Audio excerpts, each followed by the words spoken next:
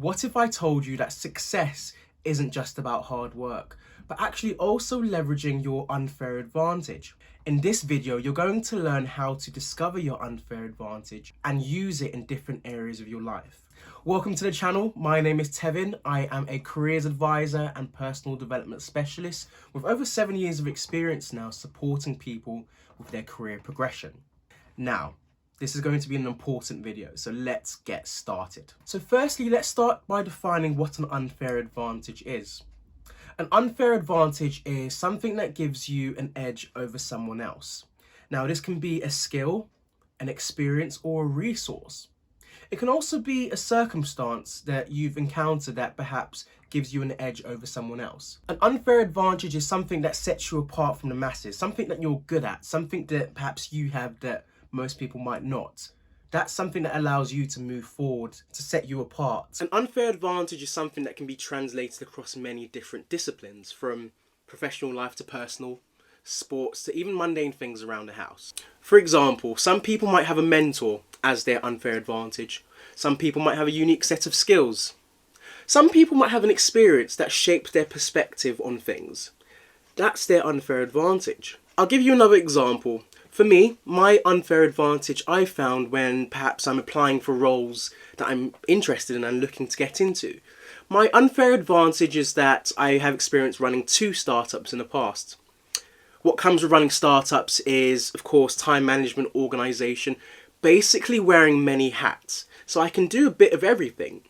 That's something that perhaps most people that are applying for that same opportunity might not have. That's my unfair advantage. I was recently rereading the Michael Jordan autobiography, and one thing that he found was that he can jump quite high.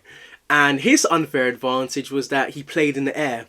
He knew that he could jump higher than everyone else, and so he played in the air. He dunked higher, he jumped higher for his fadeaway shots.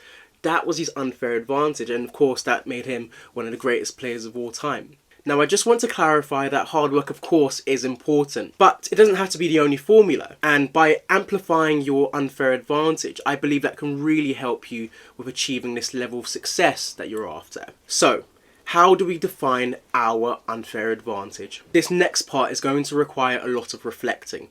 Now, I know that it sounds cheesy and cliche, this idea of reflecting, but actually, I feel like most of us don't properly do that. And by reflecting, we're able to kind of look back on the things that we've achieved, the opportunities that we've had, things that, again, give us this advantage without us properly knowing. By reflecting, we're able to know where we've came from, but also see where we can go. And I think that's really important. Really try and explore your story. Reflect on your childhood. Did your childhood give you access to knowledge, resources, maybe a unique set of skills? Perhaps you grew up bilingual, or maybe in a certain culture. Make a note of this. This is going to be quite important. Don't be afraid to take a deep dive into perhaps some of the challenges that you've had growing up.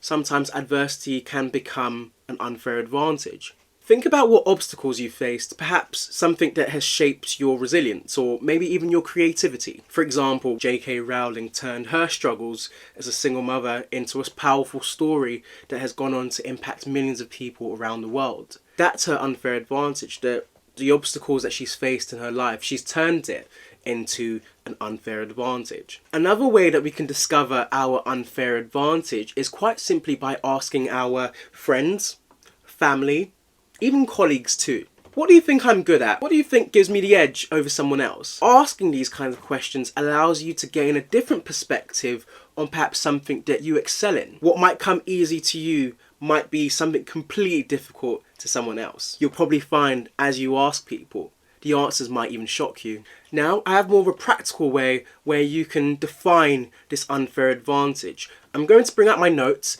and I'll share it with you right now. First thing we can do to uncover this is make a list of the skills that come naturally to you, the skills that you believe you're good at. Maybe you receive quite a lot of compliments on this skill. List it down. Maybe your skill is writing or organising or speaking.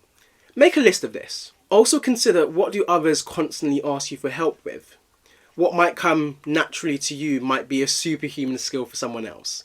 This is important. Now, we've made a list of our skills. The next column that I want you to make is resources. I want you to make a list of all the resources that you have access to. Perhaps it's financial stability. Maybe it's a mentor. Maybe it's a group of supportive friends.